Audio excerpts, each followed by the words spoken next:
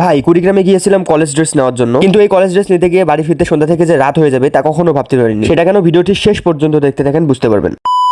দুপুর 11টার দিকে 2টা সিদ্ধ ডিম খেয়ে রওনা দিই কুড়িগ্রামের উদ্দেশ্যে। যেহেতু 12 তারিখ সেমিস্টার ফাইনাল এক্সাম আমার, এই জন্য কলেজ ড্রেস লাগবে, কলেজ ড্রেস ছাড়া পরীক্ষা দিতে দিবে না। তো সেই কলেজ ড্রেস নেওয়ার জন্য আজকে কুড়িগ্রামে যাচ্ছি। এর আগের ভিডিওতে আমি বলেছিলাম আমি একটা মেসে থাকতাম, কিন্তু একটা সমস্যার কারণে সেই মেসটা ছেড়ে দিতে হয়। তো আমার অনেক জামা কাপড় এবং কলেজ ড্রেস কুড়িগ্রামেই রেখে যাচ্ছি। মানে আমার বড় ফুপুর একটা কুড়িগ্রামে 3 তলা বাসা রয়েছে, সেখানেই রেখে আসছি। এরপর কুড়িগ্রাম পৌঁছানোর পর বন্ধু সহ একটা দোকানে যাই। তো সেই দোকানে গিয়ে আমার ফোনের স্ক্রিন প্রোটেক্টর চেঞ্জ করে নেই। তো আমার ফোনের স্ক্রিন প্রোটেক্টর লাগানো শেষ হলে বন্ধু সহ অনেক হাঁটাহাঁটি করি, ঘোরাঘুরি করি। তো আশিক কিন্তু আমার সাথে অনেকক্ষণ ছিল। তো আমার সাথে অনেকক্ষণ থাকার পর সে চলে যায় তার মেসে। ভাই এদিকে হয়ে যায় আমি একা একা অটোতে বসে এরকম কিছু দেখতে পাই। যাই হোক, এরপরে চলে আসি আমি আমার ফুপুর বাসায়। আরেকটা বিষয় বলে রাখি, এই ভিডিওটা মূলত কালকে। তো কালকে ভিডিও করতে করতে ফোনের চার্জ শেষ হয়ে যায় এবং বাসা ফিরতেও রাত হয়ে যায়। এর কারণে কালকে ভিডিওটি আপলোড করতে পারিনি। যাই হোক, 2 তলায় মূলত আমার জামা কাপড়গুলো রেখেছি। মূলত আমার কাছে আমার রুমের চাবি ছাড়া 2 তলার মেইন গেটের চাবি ছিল না। তো 2 তলায় থাকেন একজন চাকরিজীবী, ওনার আসতে সন্ধ্যা পার হয়ে যায়। এই কারণে আমারও বাড়ি ফিরতে রাত হয়ে যায়।